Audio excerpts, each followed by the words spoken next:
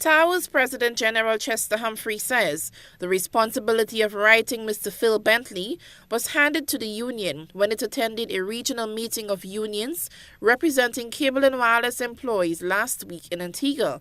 He laid down the 5 recommendations to a news team today. And that is all outstanding collective agreements to be settled by December 2015. By the end of December 2015, that since it is a merger of 2 companies, then the principle of non-discrimination should apply, and that all workers, where there are any terminations, be so terminated under the better terms of either collective agreement.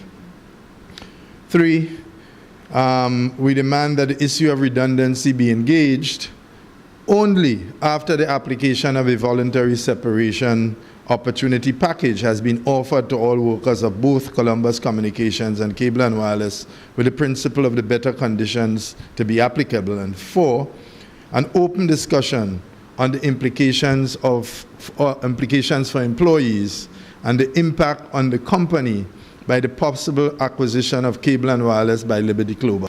And then 5, we want a harmonization of both collective agreements in respect of the overall benefits pursuant to 3 above. The unions were supported at the meeting by UNI Global Union, which is a global union federation for skills and services, grouping national trade unions.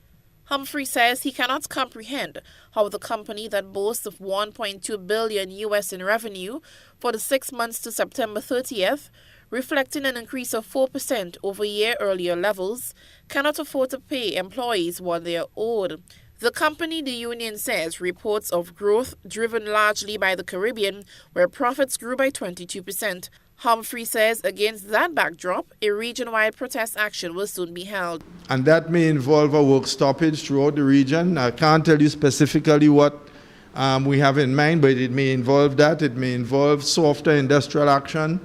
But what Cable and Wireless can expect is that we are no longer acting as individual units who they can play one against the next.